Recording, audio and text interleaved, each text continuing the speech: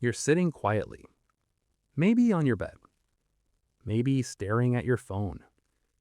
Nothing is happening around you, but inside your mind, an entire story is playing. You imagine a conversation that hasn't happened yet. Someone says something to you.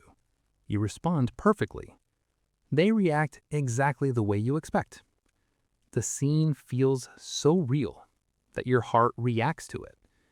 You feel angry, or embarrassed, or strangely proud. Then suddenly, you realize something. None of it actually happened. It was just another scenario in your mind. And if you're honest with yourself, you do this a lot. You replay arguments that never happened. You imagine future conversations again and again. You picture yourself explaining things perfectly. Sometimes you even imagine people finally understanding you. And for a moment, it feels real. But why do some people do this so often? Why do certain minds constantly create stories that don't exist? The answer is more emotional than most people realize. Think about the last time this happened. Someone sent you a message, a short one, maybe just a few words. Your brain immediately started working. What did they mean by that? You imagined their tone, their expression, their hidden intention. Then suddenly your mind created a full conversation. You imagined confronting them, explaining everything, winning the argument. But the strange part, none of it was real. The message just sat there on your screen, yet your mind had already lived through 10 different outcomes. This is something many people quietly experience, but they rarely talk about it because it sounds strange when you say it out loud. I imagine conversations in my head all the time. But here's the truth. Your brain isn't doing this randomly. It's trying to solve something emotional, something unfinished. People who imagine fake scenarios usually have very active inner worlds. Their mind doesn't just observe reality, it simulates it again and again. They replay moments from the past. They rehearse moments from the future. It's like their brain is constantly preparing for life. But preparation isn't the only reason. There's something deeper happening. Many people who do this grew up feeling misunderstood. Maybe their feelings were dismissed. Maybe their thoughts were ignored. Maybe every time they tried to explain themselves, they were interrupted. Over time, something interesting happens. Your mind starts finishing the conversations that real life never allowed. In your imagination, you finally say what you couldn't say before. You express the emotion you had to hide. You explain the thing nobody asked you to explain. Your mind creates closure, even if reality never did. Imagine a child trying to explain their feelings, but the adults around them are busy, or impatient, or dismissive. So the child stops talking. But the thoughts don't disappear. They just move inward. Years later, that same person might sit quietly in a room and suddenly imagine explaining everything perfectly. This time, the words come out clearly.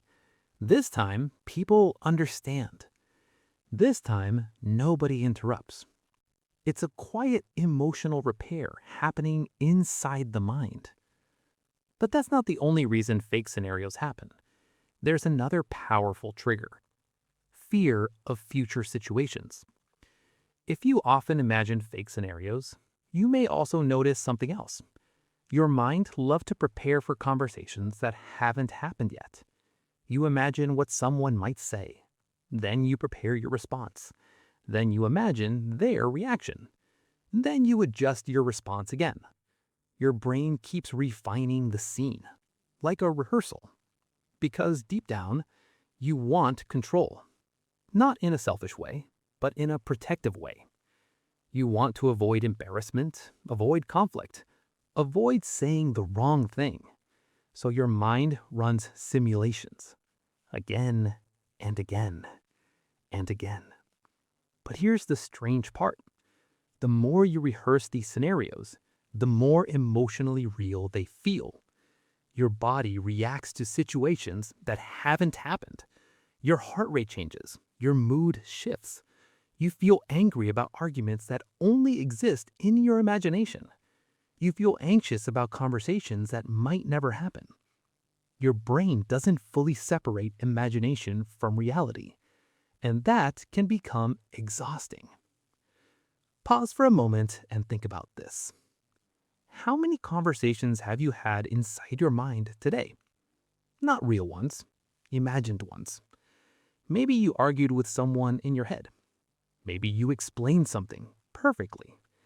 Maybe you imagined someone finally apologizing to you. Your mind might have lived through hours of emotional experiences without saying a single word out loud. And here's the quiet truth. People who do this are often very emotionally aware. They think deeply about how things feel. They analyze tone, intentions, hidden meanings. Their minds process the emotional layers of life. But that depth comes with a side effect: overthinking. Because when you see emotional complexity everywhere, your brain keeps searching for answers, even when there's no clear answer. There's another reason fake scenarios happen, and it might surprise you. Loneliness. Not necessarily physical loneliness. You could be surrounded by people, but still feel like nobody truly understands your inner world. When that happens, your imagination becomes a safe place. In your mind, people finally listen. They respond thoughtfully. They understand your perspective.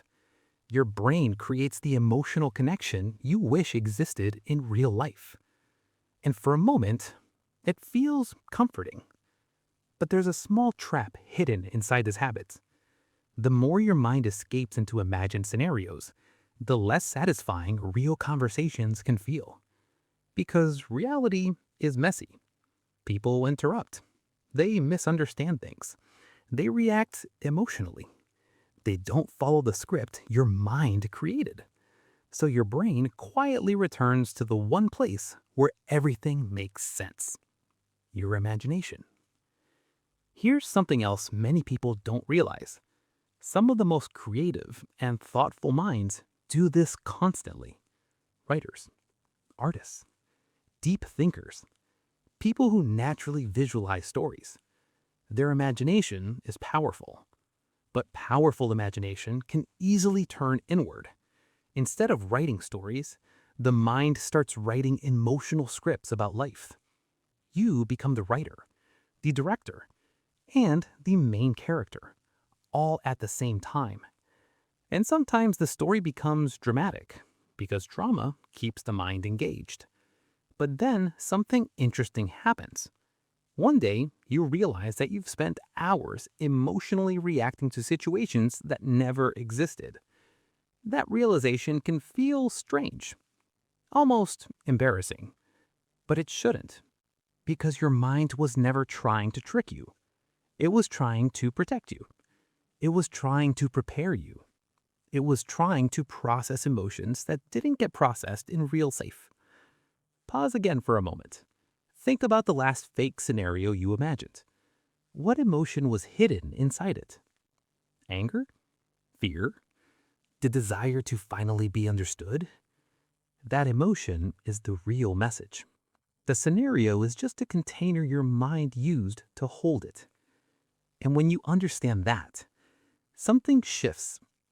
Instead of getting lost inside the story, you start listening to the feeling behind it. And that's where real self-understanding begins. Here's the subtle twist most people miss. Imagining scenarios isn't the real problem. The real problem is believing every scenario your mind creates. Your brain is incredibly good at storytelling, but not every story deserves your attention. Some are simply emotional rehearsals. Some are unfinished memories trying to resolve themselves. Some are fears dressed up as predictions. But they're still just stories. And once you recognize that, you gain something powerful: distance. You can watch the scenario instead of living inside it. You can notice the emotion without becoming controlled by it. That small shift changes everything. People who imagine fake scenarios often think something's wrong with them. They feel strange, different, too much inside their own head. But the truth is more balanced than that. Their minds are sensitive, observant, emotionally complex. They see possibilities others don't notice. They feel subtleties others ignore. The same imagination that creates fake scenarios is also the imagination that creates empathy, creativity, deep understanding of people. The goal isn't to silence that mind. The goal is to guide it, to recognize when imagination is helping and when it's quietly exhausting you. So the next time your mind starts creating a long scenario, pause for a moment. Notice it. Ask yourself something simple. What emotion is my mind trying to process right now? You might discover something important. Maybe you needed to express something. Maybe you needed reassurance. Maybe you simply wanted to feel understood. Once you see the emotion, the scenario often loses its grip, and the mind slowly becomes quieter. Not empty, just calmer, because it finally feels heard, even if the conversation only happened inside you. And sometimes that's the first step toward understanding yourself better than anyone else ever could.